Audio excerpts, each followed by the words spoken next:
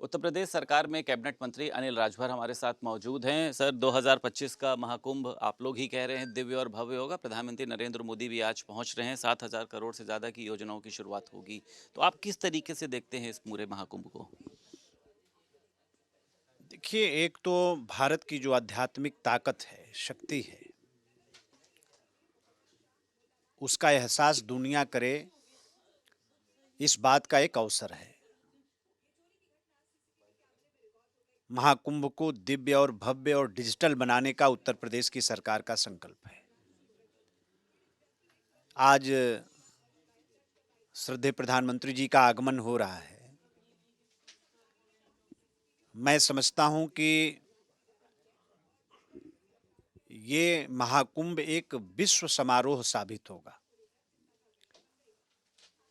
इससे पहले कभी किसी ने देखा नहीं होगा कि इस तरह का भी आयोजन हो सकता है।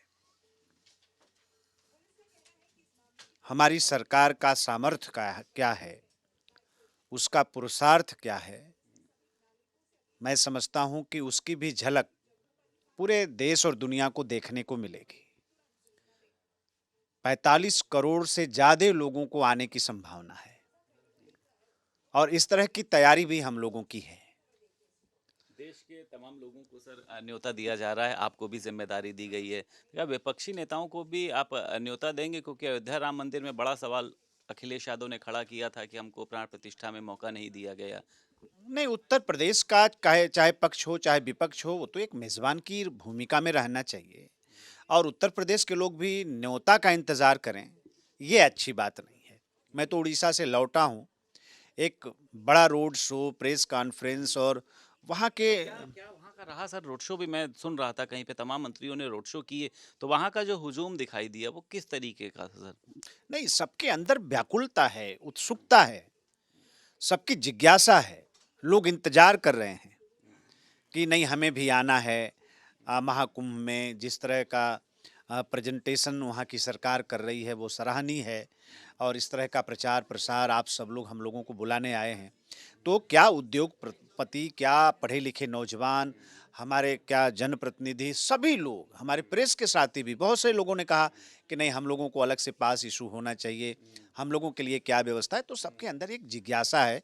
मुझे लगता है कि 45 करोड़ तो एक संभावित जनसंख्या का एक हम लोग सोच के चल रहे हैं। मुझे लगता है उसका भी रिकॉर्ड टूट जाएगा, जिस तरह की चर्चा पूरे देश में हो रही है। केंद्रीय मंत्री नितिन गडकरी ने सर सड़क दुर्घटनाओं पर चिंता भी व्यक्त करी है। उन्होंने कहा, जब मुझसे पूछा जाता तो मैं चेहरा छुपाने की कोशिश करता था, लेकिन अब मैं जिम्मेदारी लेता हूं कि जो भी सड़क दुर्घटनाओं में किसी की मौत होती है या कुछ भी होता है तो उसको पहली बात तो जिस दुर्घटना में शामिल होगा उसको मुफ्त इलाज दिया जाएगा और इसकी शुरुआत मैं उत्तर प्रदेश से करूंगा। तो आपको लगता है बेहतर कदम है ये सर?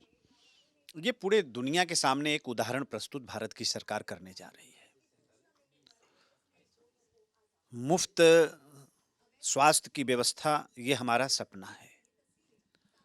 आयुष्मान योजना के माध्यम से उस पर हमने बहुत मजबूती के साथ कदम भी आगे बढ़ाया है। अब उसमें एक कड़ी और भारत सरकार जोड़ रही है, तो ये बहुत बड़ी राहत है। आप सभी लोग जानते हैं कि सड़क दुर्घटना में कितने लोग मरते हैं, कितने लोगों की जान जाती है, कितने लोग घायल होते हैं। ये प्रतिदिन का सवाल है। भारत सरकार अगर इस तरह का फैसला करने जा रही है, तो मैं समझता हूं उसका जितना भी स्वागत किया जाए उतना कम है। उसका स्वागत हम लोगों को करना वन चाहिए। नेशन वन इलेक्शन को लेकर हालांकि आप लोग ने तो इसकी वाहवाही करी, लेकिन कांग्रेस पार्टी कह रही है कि ये देश को कमजोर करेगी। कांग्रेस पार्टी का देश के संविधान में कोई भरोसा नहीं है, देश की संवैधानिक व्यवस्था में कोई भरोसा नहीं है, लोकतंत्र के प्रतिष्ठानों में कोई व्यवस्था नहीं है, कोई विश्वास नहीं है। और कांग्रेस से हम उम्मीद भी क्या कर सकते हैं?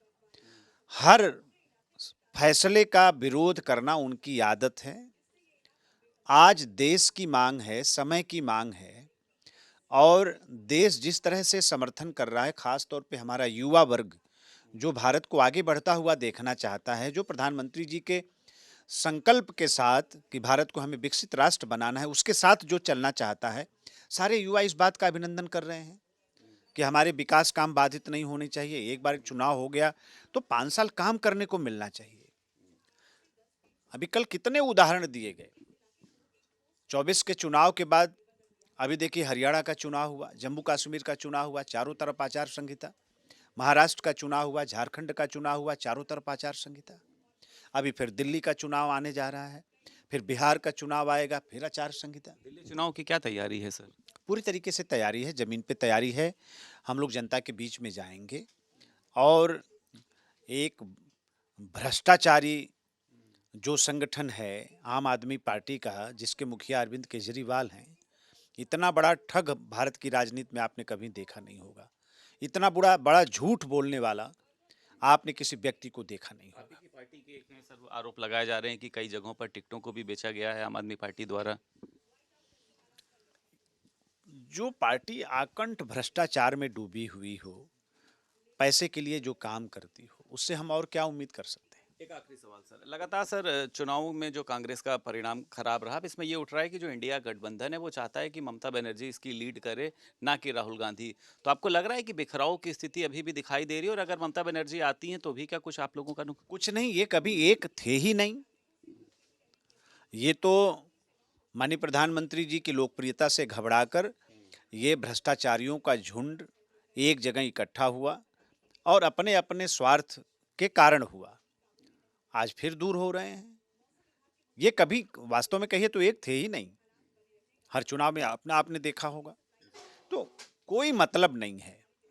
माननीय प्रधानमंत्री जी की जो लोकप्रियता है, उनके सरकार का जो काम है, आज जिस तरह से न्यू इंडिया की परिकल्पना के साथ देश आगे बढ़ रहा है, देश आत्मनिर्भर बन रहा है, विकसित भारत की तरफ हम आगे तेजी से आगे बढ़ रहे हैं। देश पूरा देख रहा है। इस तरह की राजनीति का कोई आप देखिएगा जनता के बीच में कोई स्वीकार्यता नहीं होगी।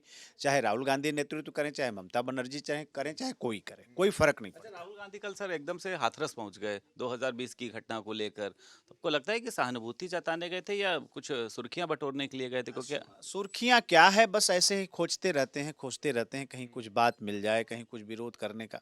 अब 20 की घटना को आधार बनाकर आज पहुंच गए, तो कोई मतलब नहीं है। बेवजह की उनकी छटपटाहट है, फ्रस्ट्रेशन है।